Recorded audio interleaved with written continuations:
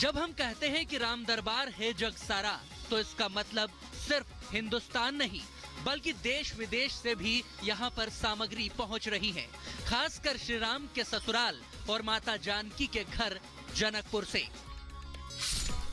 नेपाल से 30 नदियों का जल आ रहा है, तो वस्त्र, आभूषण, फल और मेवा भी अयोध्या पहुंचा है। श्रीलंका की अशोक वाटिका में मंदिर के लिए पत्थर पहुंचाए गए हैं, तो अमेरिका से कई राम भक्त मंदिर निर्माण के लिए चंदा भेज रहे हैं। पड़ोसी पाकिस्तान के सिंधी समाज ने भी रामलला के लिए पोशाक भेजी है।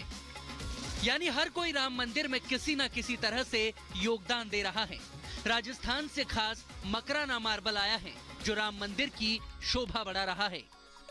भगवान प्रभु श्री राम का जन्मस्थान मंदिर बनकर तैयार हो रहा है और जो पत्थर आप मेरे चारों तरफ देख रहे हैं, ये पत्थर खास तौर से गुलाबी सैंडस्टोन जो कि राजस्थान से मंगाया गया, और यही पत्थर है जो इस पूरे मंदिर के निर्माण में इस्तेमाल किया गया है। भले ही पत्थर राजस्थान से आया है, लेकिन उस पर काम करने वाले नक्काशीकार, शिल्पकार देश के अलग अलग राज्यों से आते हैं। जब हम कहते हैं कि हरि कथा अनंता, तो प्रभु श्री राम के रूप अनंत हैं, अनगिनत हैं, लेकिन उनकी कथाएं भी अनगिनत हैं और उन अनगिनत लीलाओं को, उनकी अटखेलियों को इन्हीं पत्थरों पर उकेरा गया है। जब आप प्रभु श्री राम के इस भव्य मंदिर में आएंगे तो इसी पत्थर की नक्काशियों से प्रभु श्री राम की जीवन पूरी गाथा को समझ पाएंगे, प्रत्यक्ष देख पाएंगे।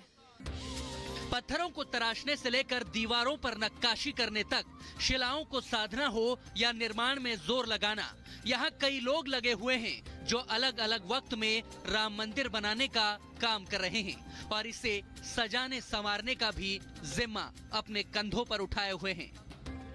जय सिया राम जब आप बोलते हैं तो यहाँ पर जब काम कर रहे हैं, इतने समय से कब से कर रहे हैं?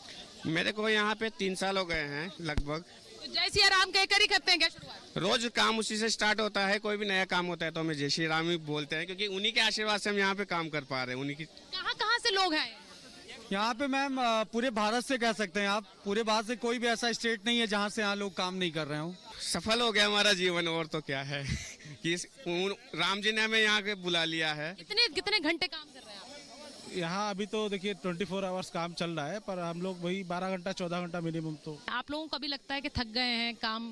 मैम ऐसा कभी कभी लगता है, बट अंदर से फिर से प्रभु श्री राम का मंदिर हम देखते हैं तो फिर से पावर हमारी डबल हो जाती है। और जितने भी वर्कमैन हैं सबके साथ हम पूरा अपना जो भी वर्किंग ड्यूरेशन है 12 हो या फिर 14 घंटे भी हो जाते हैं, उसके बाद भी हम सारा चीज सेफ्टी मेजर्स जो भी हमारा उसको फॉलो करते हैं। 15 घंटे बाद भी जब घर जाने के लिए बुलाया जाता है कार में कि आइए चलना है, तो ये लगता है ये रात क्यों हो गई। आप उन लोगों के बारे में पूछता हूँ जो लोग वहाँ से पैदल आते, इवन मैं लोगों से पूछता हूँ आप स्लीपर कहाँ है, तो वो लोग बोलते हैं कि मैं घर से ही चप्पल पहन के नहीं आऊँ।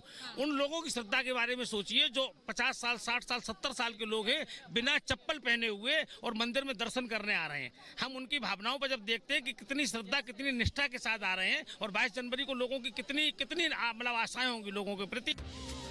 जैसे माता जानकी को खोजने के लिए श्री राम भक्त हनुमान लगे थे, कुछ ऐसे ही रामकाज में ये लोग भी जुटे हुए हैं।